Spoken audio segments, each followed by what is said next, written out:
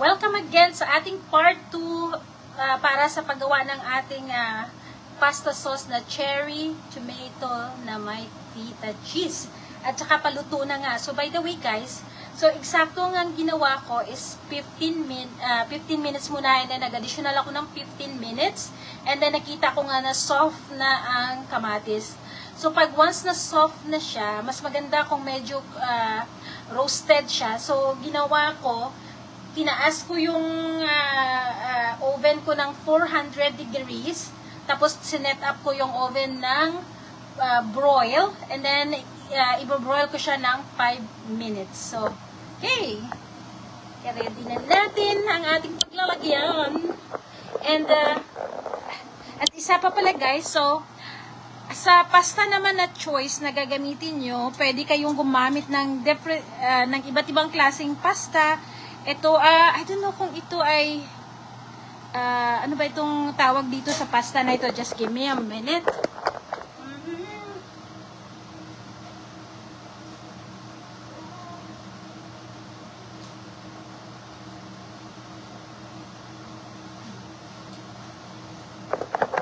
So, ayan.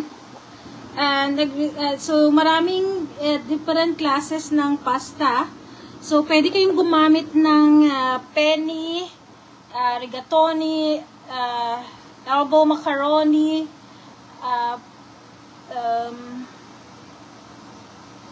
what is this? Campanelle, different kind of ano, ito guys, sorry, okay. So, let's see.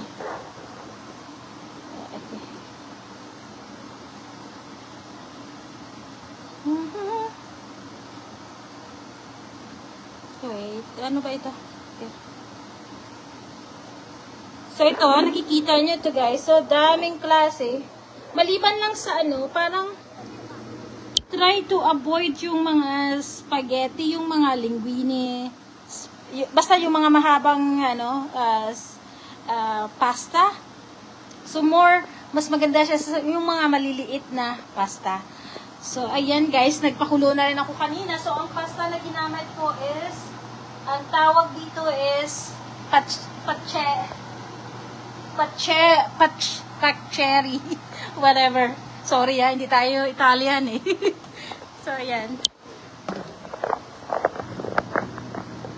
So, ayan.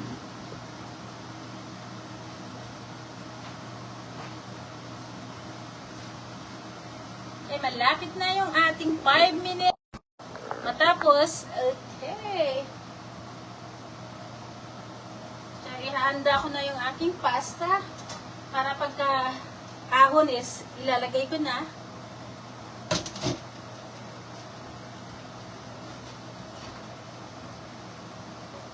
Ang bango!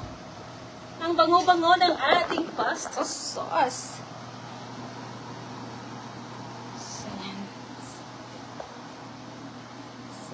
Yan.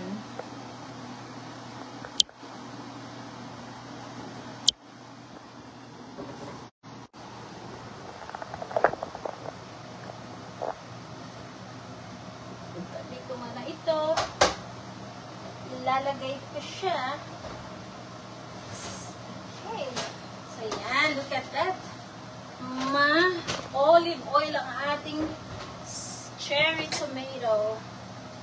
So, and then, gagawin natin, pipisain natin.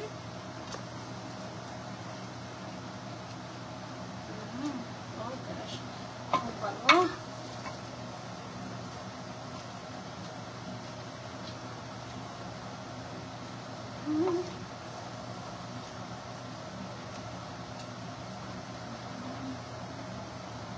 Salamat sa aking pinsan na nag-share nitong pasta sauce niya na napakasarap.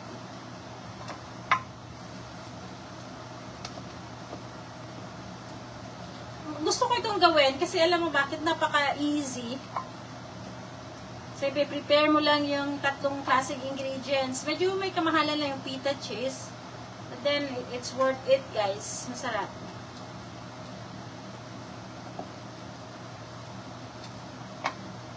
nung last year, it's not last year, gumawa nga ako nito, excuse me, ginawa ko, nilagyan ko ng spinach sauce, spinach sauce, I mean spinach, fresh spinach. So, yan. So, pisain lang hanggang sa mapirat ang kamatis. So, ayan.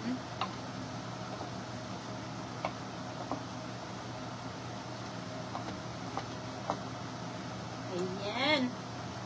So, diba? Okay, then patayin ko na yung aking oven.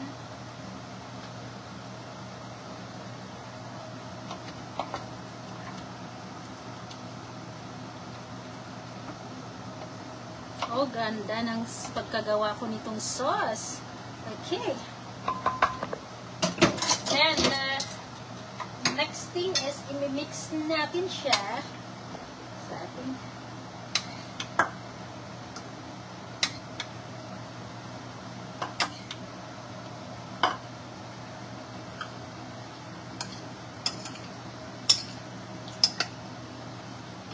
diba?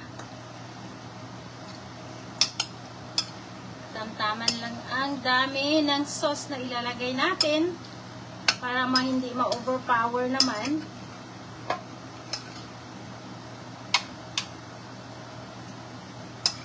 Okay, diba?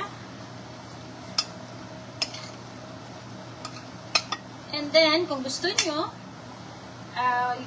pwedeng mag-additional ng Parmesan cheese, saka konting basil. Pasta.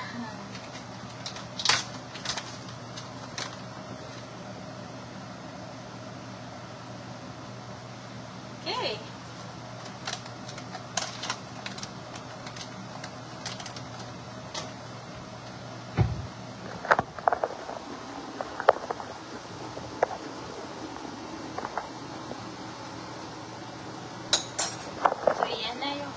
Sauce, tuna.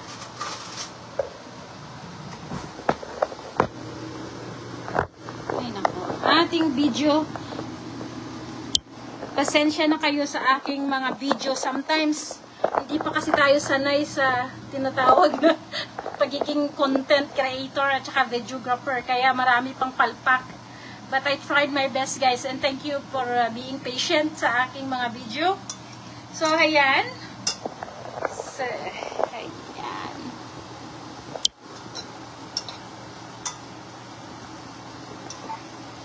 So, dapat ganyan ang sauce.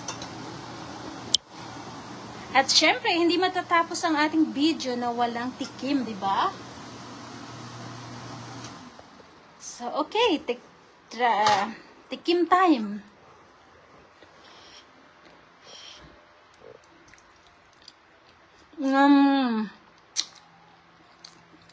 So creamy. Sarap. Alam mo, malalasahan mo yung yung feta cheese at saka yung basil.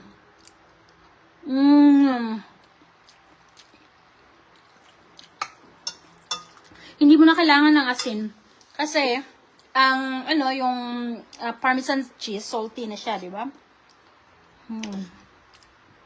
Oh guys, so good. So guys, hopefully try ninyo sa inyong mga bahay.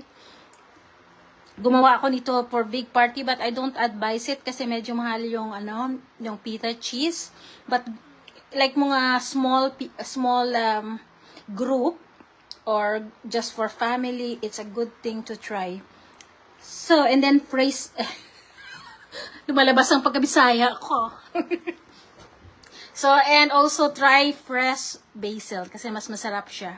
So, thank you so much sa pagpanood ng aking live video, pagbigay ng inyong time, at sa ulitin, maraming salamat po.